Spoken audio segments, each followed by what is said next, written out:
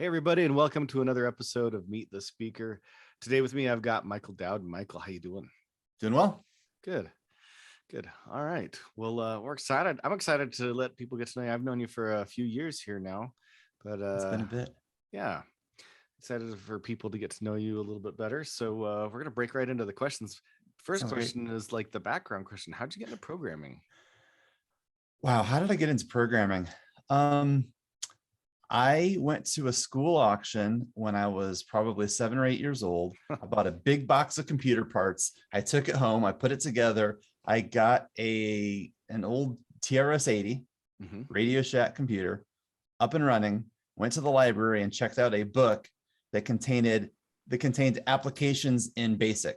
And so you would bring the book home and you would literally type the basic, the programming, like the whole program was in it, like Right. line after line of basic code, and you'd type all that in and then you'd play the video game.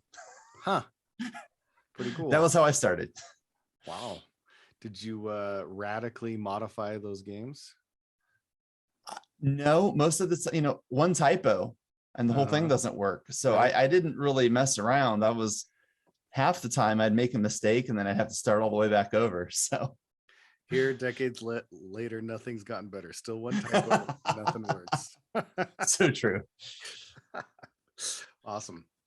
Cool. Well, all right. So let's talk about favorite technologies. What's a favorite technology that you don't use anymore? Ooh, that I don't use anymore. Yeah.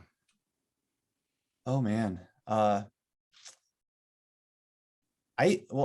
spent a lot of years writing Java. I haven't touched Java probably since 2017, 2018. But I had been doing it for about 18 years at that point. So that was kind of hard. But maybe in terms of favorite technologies, SQL. Yeah.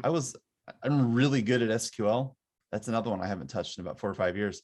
Switched entirely to document databases. So and I miss it sometimes because there are just some things that are unbelievably straightforward and easy with SQL that are really hard otherwise. Right.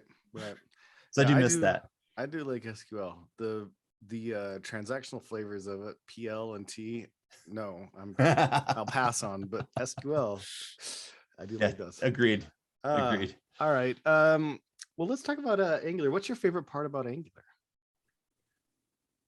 One of the things I really like about Angular is that you get so much basic app functionality out of the box especially compared to other frameworks, right? Yeah. I can't remember the last time I didn't want routing, right? You have components and the components that work really well out of the box without a lot of configuration, especially when you generate things with the command line. So I'd have to say that one of the things I really like about Angular is fantastic CLI support, the ability to generate components and services and other things using the command line to initialize the project, and the way that works and does intelligent defaults for you is something that I really like. I don't like doing DevOps at all. So if you make that part of things as easy for me as possible, I'm going to be happy. Right. Yeah, I wish there was a CLI command that just said like deploy to Vercel and it just did everything and boom. That'd be nice. All right. So let's go about the opposite side of things. What do you think is maybe the hardest part of Angular to learn? The Angular life cycle is not super straightforward, and understanding what happens when and why is pretty tricky, and it doesn't usually come up right away. And one of the things that's tricky about it is if you get it wrong, there's not going to be some error message that says, oh, you're doing it to the wrong point of the life cycle. It's going to be some race condition or something showing up twice, or something's not showing up until the wrong place and you can't figure out why. And it turns out that, well, maybe you shouldn't have used ng in it. You should have used something else, or, there's all these different lifecycle hooks you should have used instead.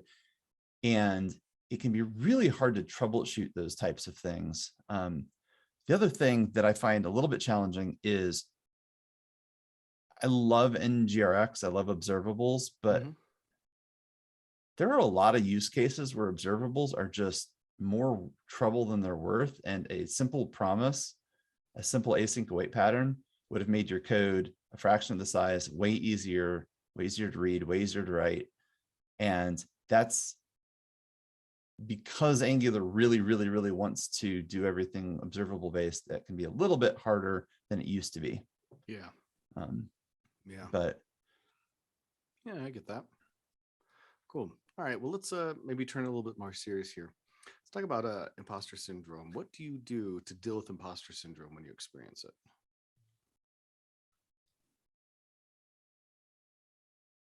I probably have a little bit different answer to this than a lot of people would. And that is that I don't really struggle with imposter syndrome, not because I think really highly of myself, but rather that everybody struggles with, I think, accepting themselves and where they're at to some extent. And a big part of being successful in a lot of areas is understanding that you don't have to be good at everything to contribute things of value. And in fact, it's really important that you accept the ways in which you are not an expert or not a specialist in something. Listen to other people, but at the same time, there are things that you do differently, better, whatever, than other people. Everybody has something that to them is simple and easy, that to other people is hard.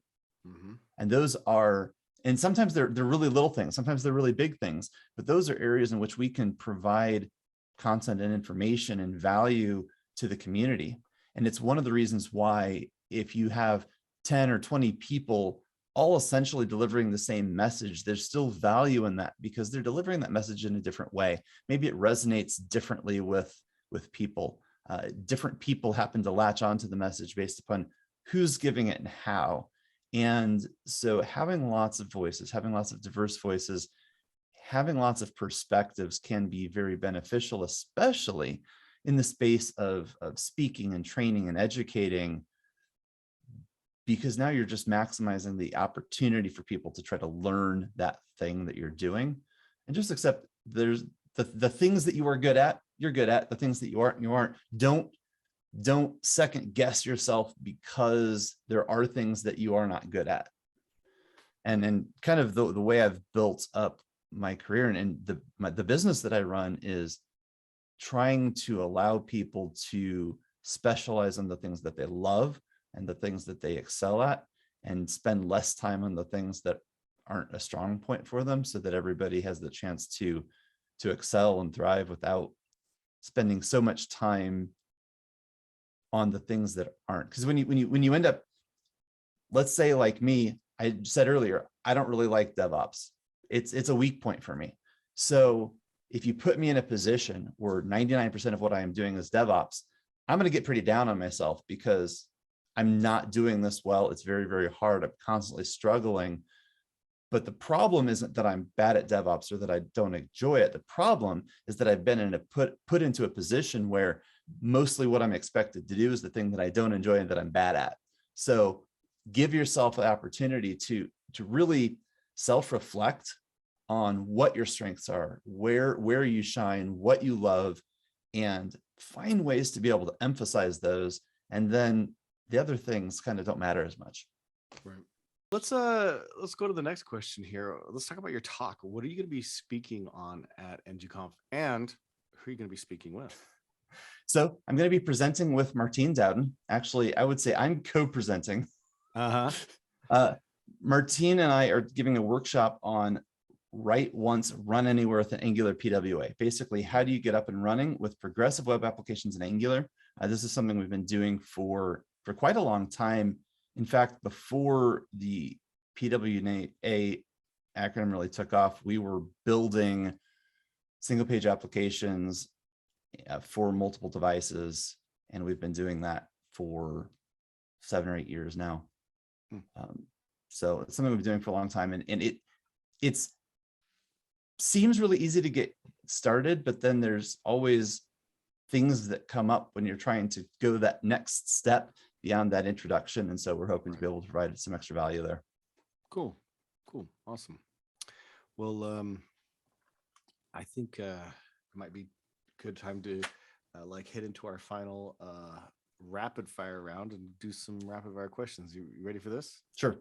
Okay, I'm gonna ask you a bunch of questions, A or B. You choose A or B. You could choose both or neither, but that's kind of a wimpy way to do it. We want to hear some hot takes. So no explanation necessary. Are you ready? Okay. Okay, first one's one of my favorites. Kirk or Picard? Picard. Ruby or Scala? Ruby. BB-8 or Grogu? BB-8. Golf or mini golf? Mini golf. Oh, this is one of my favorites. Manga or mangoes? Manga. Really? It's a tough one. Yeah. Oh, okay. Game of Thrones or Squid Game? Game of Thrones. Yeah. I'm going to be honest though. Books are better. Yeah. Yeah, I'd agree with that.